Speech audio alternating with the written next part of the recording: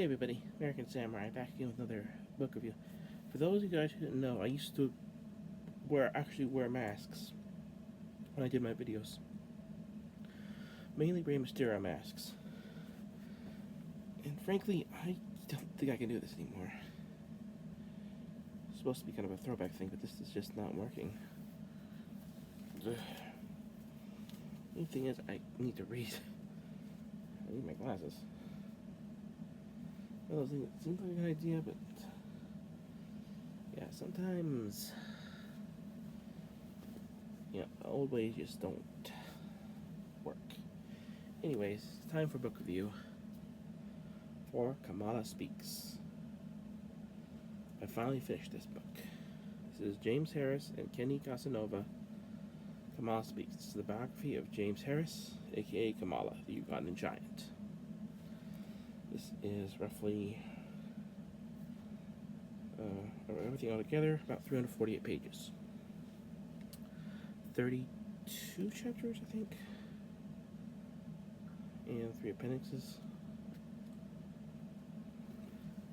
And this talks about Kamala's struggles and going through wrestling, diabetes, and all the other trials and tribulations he'd gone through. Yeah, it's a good read. I enjoyed it.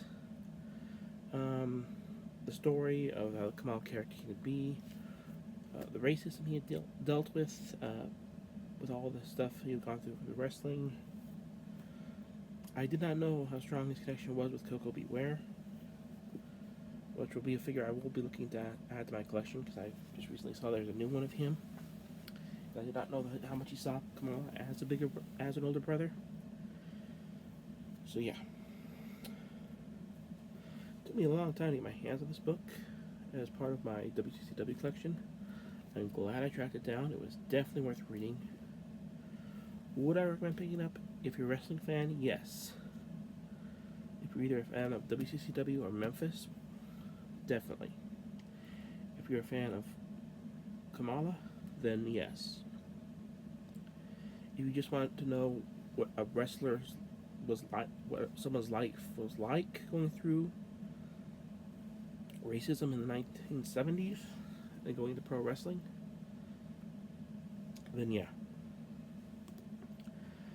There's another book that I think I'm going to try and get my hands on at some point, which is The King of New Orleans, which is the Junkyard Dogs biography. I think it'd be interesting to see, because Kamala was never a main eventer, and his story was interesting, but while he was a main eventer in some places, the Junkyard Dog was kind of always top talent. So it'd be interesting to compare his story with Kamala's. I mean, even though Kamala had his runs at top talent, and when he even said that he got paid more in Mid-South than he did in WWE. But yet, I'm pretty sure JYD actually got more in WWE than he did Mid-South. So it'd be interesting to read the two books and compare the two.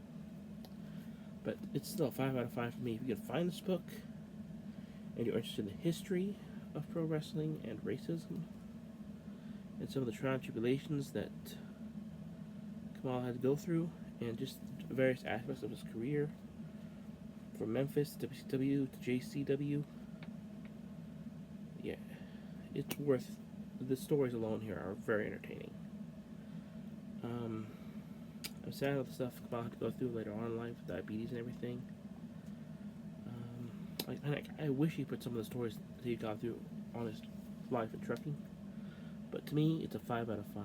Well worth if you can find it, it's worth picking up, and it's well worth reading.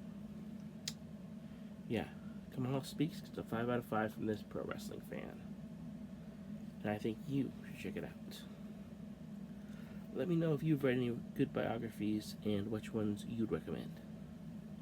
Alright, comment, subscribe, hit that bell icon if you're new, and I'll see you next time right here on Bucky749.